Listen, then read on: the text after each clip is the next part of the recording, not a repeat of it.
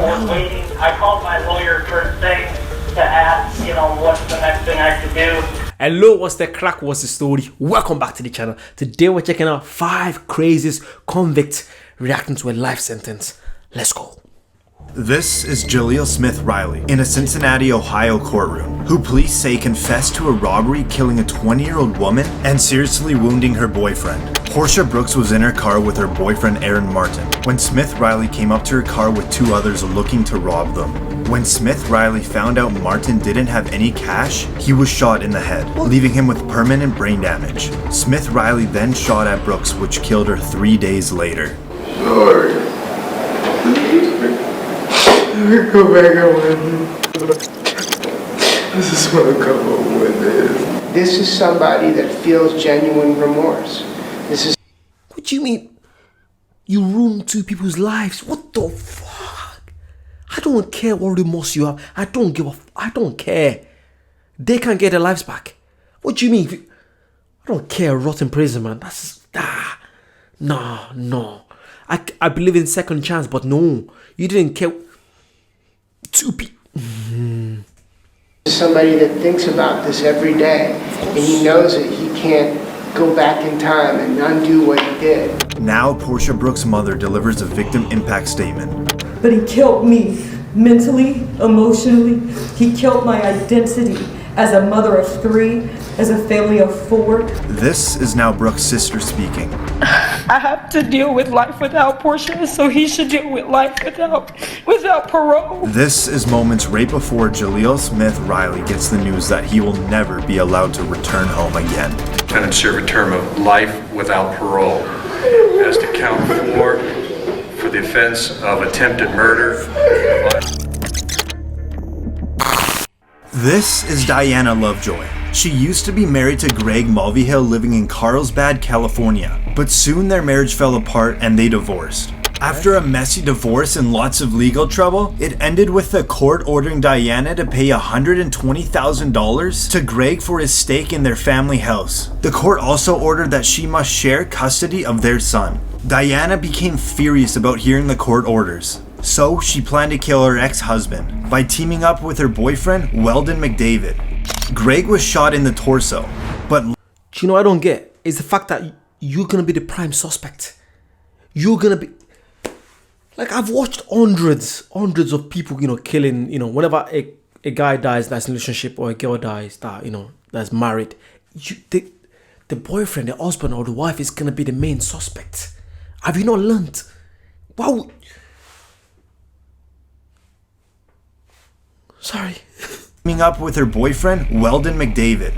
Greg was shot in the torso, but luckily the bullet didn't hit his heart and he survived. Both McDavid and Diana conspired to murder, and the court has sufficient evidence against them. It's so painful that some people in this world seem to think that I would have it in me to do this.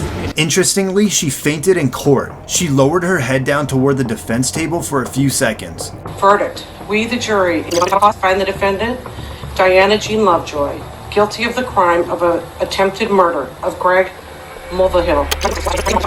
And right when you hear guilty, you hear a thud. Guilty of the crime of conspiracy to commit murder. It silenced the courtroom, aside from hearing her family cry in the background. The boyfriend. Alright, we're gonna need to take a break. She then is brought onto the floor. And when medics bring her out, she still appears to be passed out. But doctors later found out she had only fainted. Weldon McDavid received 50 years to life in prison because he was the one that pulled the trigger. And Diana was sentenced to 26 years to life in prison. Yeah, you can tell that they definitely did it. Look at the guy. Look at the guy's reaction when she fainted. It's like, he doesn't care. They definitely did it together. Fucking hell. People are messed up, man. He's ruined his life. She's ruined her. I'm just happy that the guy didn't die. Thank God. This is Seth Welch and Tatiana Fusari, a religious farming couple living in Cedar Springs, Michigan, and they are charged with murder of their 10-month-old girl, Mary Welch. Reportedly, they told police they noticed the baby was skinny and underweight, but did not seek medical attention because of their religious beliefs and mistrust of medicine and the government. This is the 911 call of the father when he reportedly found his child dead. How long ago did you find this child? It's about an hour and a half. I was waiting. I called my lawyer first thing to ask, what's the next thing I could do. So you found the child an hour and a half ago? Yeah. And called your lawyer first, correct? Yeah. Okay. When was the last time you had contact with a child? Last night, yesterday afternoon, about 3 p.m. Some people don't deserve to have children. What do you mean? You found out something's wrong with your daughter an hour and a half ago and you just call? What's wrong with people? What's actually wrong with people, man? Go to bed, and that was that. Okay, so you put her to bed yesterday at 3 p.m.? Yeah, and then this morning at 10.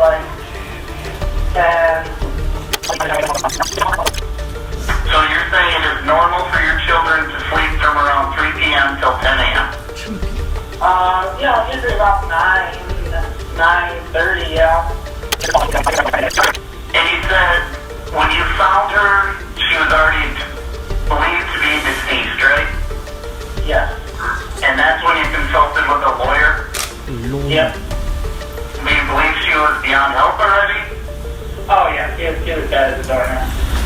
Soon after, the autopsy revealed that the cause of death was malnutrition and dehydration due to neglect by the adult caregivers. And this is the moment they realize they will be spending the rest of their life behind bars. That you're both charged with what they call felony murder while in the perpetration or attempted perpetration of child abuse in the first degree. They're alleging that you murdered one Mary Welch. That is a charge called homicide felony murder. It is life without parole. It requires a DNA sample to be taken upon arrest, which is often like a cotton swab or in the inside of your cheek. The second offense that you're both charged with is called child abuse in the first degree, where they're alleging you knowingly or intentionally caused serious physical harm to a child. They're talking about this Mary Welch. It is a felony, possible penalty of up to life imprisonment or any term of years less than life. This is Ryan Stone, a Colorado man that went on a crime spree that spanned 5 counties and was broadcasted live by a news station's helicopter. Stone was convicted of carjacking 3 vehicles, including one with a 4-year-old inside the SUV. Authorities said when Stone sped away, he led police on a chase at speeds over 100 miles per hour. If we rewind here, you can just barely see a vehicle that Stone was driving clipping a trooper with the Colorado State Patrol as he was trying to play stop sticks. He ended up with serious injuries. You see Stone pull out another victim from their vehicle and drive off. He heads right into a busy intersection. And now, the chase is on foot. He books it off the road into a parking lot, running in between 2 buildings. As he slips on the ice, he loses his jacket. Now there's just a fence in his way, but nope, it's too high. Cops now close in and he finally surrenders. Stone is now in the county. Like, what do you think was gonna do? Like, there's helicopters around. Like, I don't understand. I literally don't understand. Like, do you think you're gonna escape? They can see you. What's the plan? What's the plan? Invincible.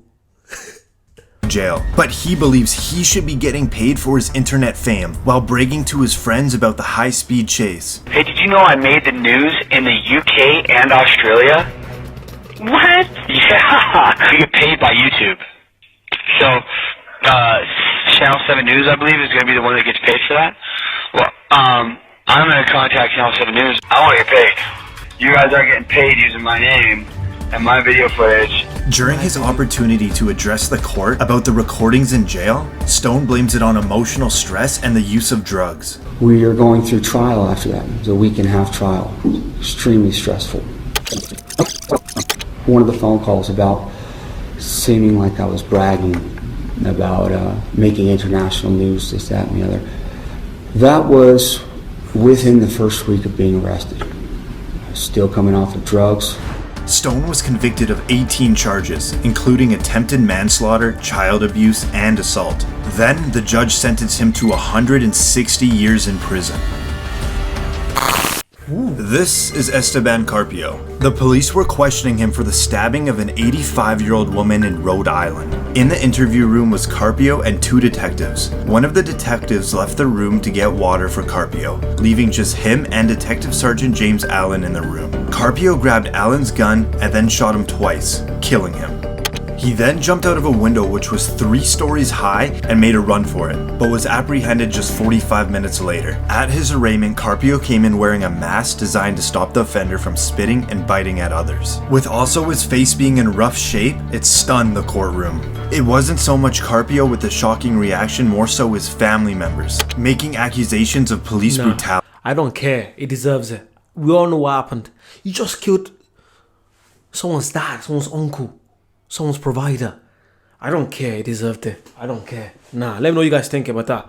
You deserve it. That's nothing. You killed someone. I don't care. Well deserved. Step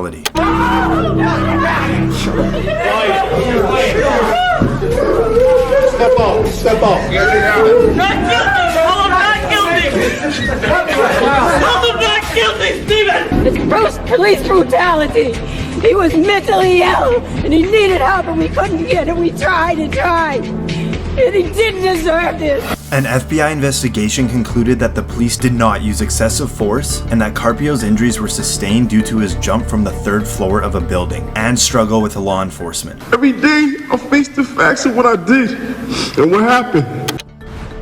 He was sentenced to life in prison without parole. That was intense. Let me know which one you think they didn't deserve what they got. The guy with the car chase got 160 years. But why did he start the car chase in the first place? I think he deserved it because he clipped the policeman. If he didn't clip the policeman, probably like 25 to 30 years. Probably 20 years for the reckless driving. I feel like when he clipped the policeman, he almost killed the policeman. So he deserved that. But yeah, like, comment, subscribe, check out the membership, check out the Patreon. And I'll see you guys very soon. Bye-bye.